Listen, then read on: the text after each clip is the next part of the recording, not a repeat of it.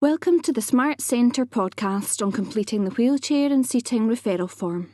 This short 5-minute tutorial will demonstrate what information we require on the referral form and guidance on how to take accurate measurements, helping to ensure that we have all the necessary details to provide your clients with the best possible service. This 2-page referral form is how you would access wheelchair and special seating services for adults and children.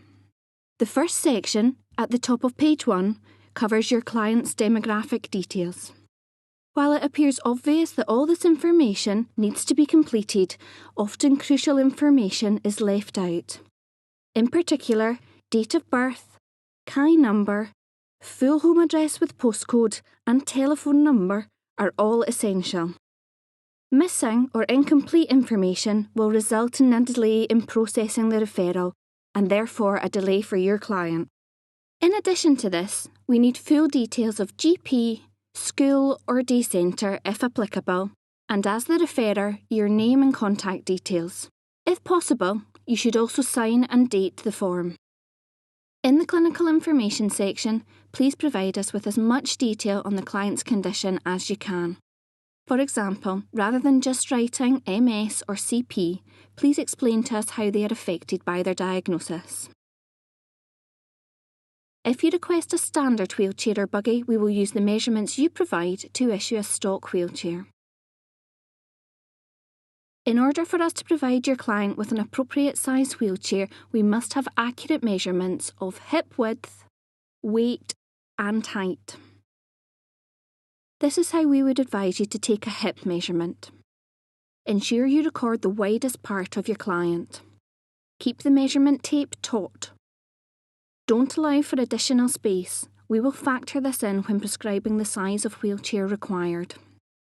You must also tell us what type of wheelchair is required: self-propelled, attendant-propelled, or major buggy. A child's wheelchair will always be provided with a cushion and a lap strap.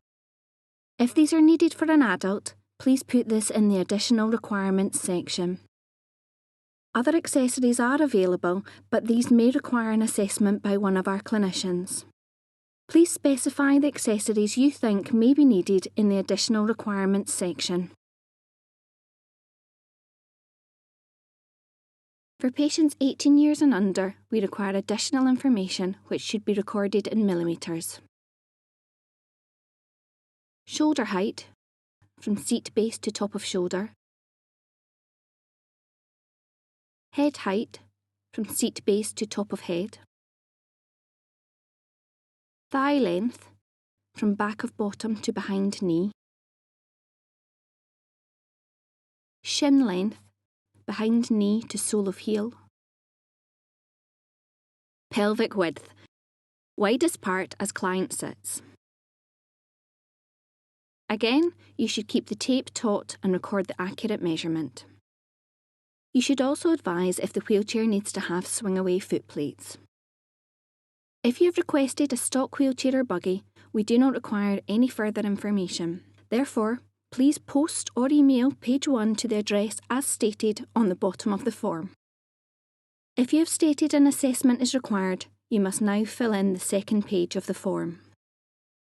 The second page of the referral gives us more information regarding the client and the current problems they are experiencing. In the availability section, please indicate if your client is unable to attend a clinic and the reasons for this. While we will aim to accommodate this, it is not always possible. By telling us the availability of your client, yourself, and any relevant others, we can try to offer an appointment at the most convenient time. You should also indicate if a short notice appointment would be suitable and any other special requirements that the clinic should be aware of. As you have requested an assessment, we will need more detailed information about your client. This information is required in order for us to select the most appropriate service, prioritise how quickly we see your client, and to plan and prepare our assessment. Therefore, all sections must be completed. If any section is not applicable to your client, please indicate this rather than leaving it blank. If your client already has equipment, please explain as much as possible the problems with this and what outcome you would hope to achieve from an assessment.